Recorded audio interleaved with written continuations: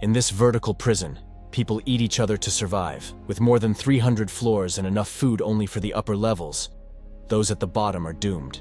In a prison called the Vertical Self-Management Center, Goreng wakes up in a concrete cell marked with the number 48. The cell contains only a bed, a sink, and a hole in the floor, which his cellmate Trimagasi refers to as a pit. It appears that the prison has hundreds of floors, each occupied by 2 prisoners who use fake names given by the authorities. Every day, food is delivered through the hole on a platform, and they have only 2 minutes to eat as much as they can before it moves down to the next floor. The lower the floor, the less food there is available. At the end of each month, prisoners are reassigned to different floors. Upon seeing the platform for the first time, Goreng chooses not to eat because he isn't hungry and prefers to save the food for those on the lower levels. After consuming as much as he can, Trimagasi spits on the table, understanding that prisoners above might do the same. Goreng decides to save an apple for later, but once the platform departs, the cell becomes unbearably hot. He soon learns that keeping food is prohibited, and he must dispose of the apple or risk burning to death. This situation reminds Goreng of the interview he had before entering the prison, where he had to sign a document agreeing to such conditions. He can't get out until it's over. Every prisoner has a choice to bring one item with them, and Goreng chose to bring a copy of Don Quixote. Goreng came here voluntarily. He'll spend 6 months in exchange for an accredited degree. The next day, Goreng refuses to eat again when the platform comes, and Trimagasi thinks the floor 48 is wasted on him. Goreng asks Trimagasi how he got here. He explains it all started with a television ad. He bought extraordinary knife that he saw on TV. But only a few days later, they released a new ad promoting an even better knife. This made him so furious that he took the TV and threw it out the window, killing a guy that was passing by. He was then given a choice between a psychiatric hospital and the hole. So here he is. The lowest he's gone was 132. That's all he knows. There are more floors than that because he could see them below. No food reaches the lower levels, and a month down, there isn't that much. The problem is when you get to 2 lower levels in a row. Goreng is scared of this possibility and tries to talk to the people on the other floors to ask them to ration their food, but he's ignored. Trimagasi replies by urinating into the lower floor. He also reveals that the item he chose to bring with him is the knife bought from TV. The next time the platform comes by, Goreng finally begins to eat. He also sees a person from the upper levels fall through the hole, and Trimagasi says this is very common, but nobody will do anything about it. Trimagasi tells him about all the floors he's been on and mentions they'll be together next month. Goreng realizes that cellmates are kept together when they're shuffled. When the platform comes by again, Miharu is sitting on it.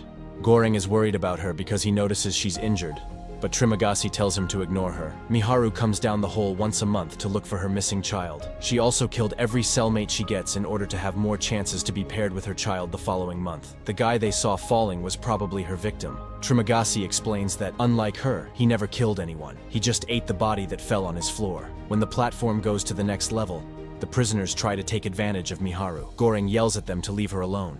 At the end of each month, the prisoners are put to sleep with gas and then shuffled to different floors. When Goreng wakes up, he finds himself tied to the bed on floor 171. Trimagasi explains that he restrained Goreng because he is younger and stronger, and Trimagasi just wants to protect himself. Screams can be heard from other levels, indicating that prisoners are reacting to their new positions. When the platform arrives, there isn't even a crumb of food left. After 8 days, Trimagasi finally announces that it's time for him to get some food, disregarding his pleas for mercy.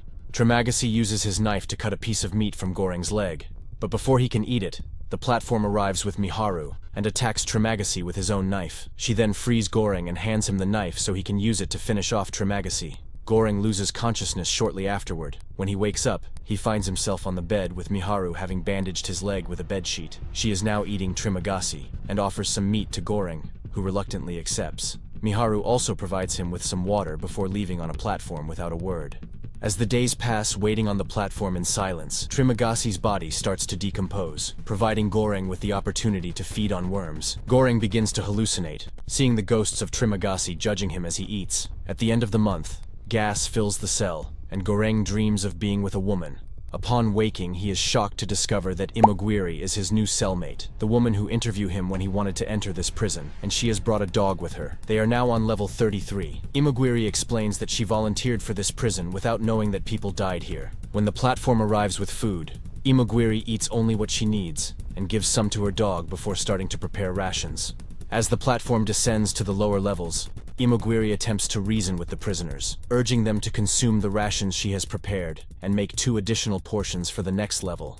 Her attempts to convey this message are met with complete disregard. Goreng comments that the administration likely does not want solidarity to develop, which frustrates Imogiri. She argues that all administration is bad because she worked for them. 2 weeks later, Goreng finally gets tired of all her yelling and tells the people that if they don't follow her instructions, he will defecate on the food daily, forcing them to eat waste. The threat proves effective, and the prisoners begin passing the messages down to the lower levels. Eventually, the platform arrives with an unconscious Miharu. Goreng and Imogiri carefully place her on a bed and attend to her, while the dog is stealing food. Once the platform departs, the cell becomes extremely cold, and Goreng has to chase the dog to retrieve the stolen food before they face punishment for breaking the rules.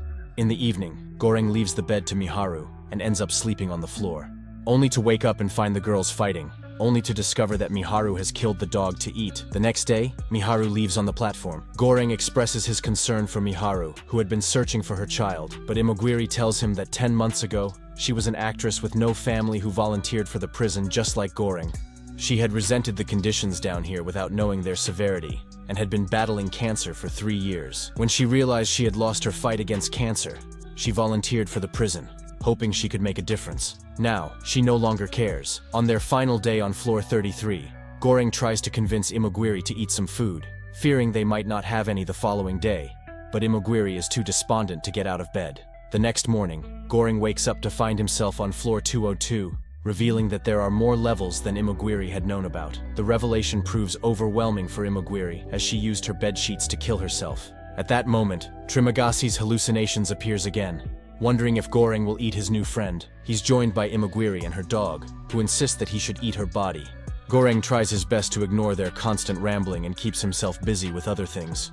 He tricks his stomach by eating pages of his book, and starts counting the days on the wall with a plate shard. Eventually, hunger becomes too much, and Goreng finally begins feeding on a Imogiri while Trimagasi guides him where to cut. Sometime later, the next shuffle comes, and Goreng is pleased to discover he's on floor 6. The person on the other bed is Miharu, who comes after him with a knife, but this turns out to be just a dream.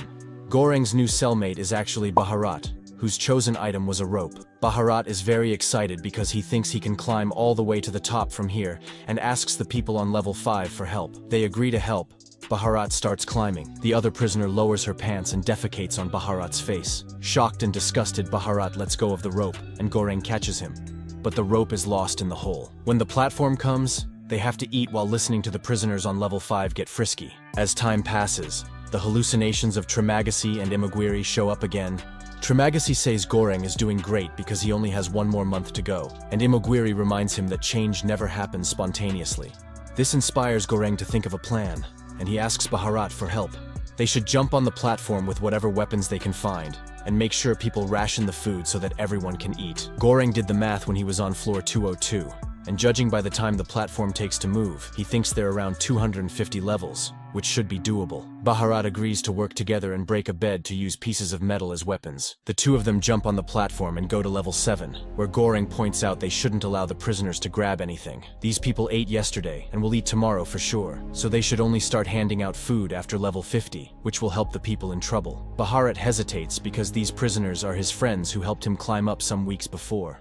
But as soon as the old man reacts furiously, Baharat sees Goreng's point and begins helping him keep everyone away from the food. The pair keeps going down while threatening people to keep the food untouched. After a few more floors, Baharat is shocked to come across Brambang, an old wise man which is Baharat's friend. Brambang approves of what the boys are trying to do, but he points out that the administration doesn't have a conscience and won't care if they succeed, but perhaps the workers on lower levels will, so they need a symbol. Baharat and Goreng choose the puna cotta because it's a very luxurious dish, and will create quite an impression if it arrives untouched at the bottom. The mission continues as they keep going down, keeping the puna cotta safe while keeping people away with threats. Once they reach level 50, Baharat and Goreng begin handing out rations of food, and people are extremely grateful. On level 97, they find a sick old man and a mentally disabled boy. Tries to feed the old man some soup, but the boy tells them not to bother because he'll kill the man later anyway to feed on him. The next level only has a body on it, and Goreng guesses this is where Miharu woke up. The platform doesn't stop here because there aren't any living people. Goreng's calculations were wrong, and there are more than 250 floors. On the following floor, they find 2 men attacking Miharu. When Goreng and Baharat jump in to help the girl, it is extremely hard to defend themselves. Baharat manages to get his guy first, and then he helps Goreng kill the big man.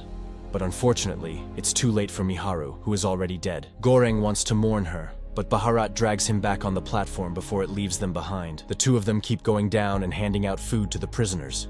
They see that many floors only have dead bodies on them. Eventually, the platform stops at level 333, which seems to be the last one. At first, they think it's empty, but there's actually someone hiding under the bed. It's Molly, the missing child. Bharat and Goreng approach the kid. To their surprise, the room doesn't get hot or cold to punish them, and after lots of hesitation, Bharat gives the punakata to Molly. Goreng keeps being haunted by Trimagasi, Imagwiri, and now Miharu as well. Suddenly, Bharat agrees with a ghost, telling Goreng that the girl is the message. When Goreng wakes up, he discovers Bharat died because of his bleeding injuries. The next time the platform comes, Goreng brings Molly with him, and they're lowered into floor 0, which is completely dark and empty. Trimagasi appears to tell Goreng to come off the platform because he isn't part of the message. Together, they watch the platform go up with Molly, hoping that she will show the abusers above the reality of the situation, and that's where the film ends. Make sure to subscribe and turn on notifications so you don't miss a new video.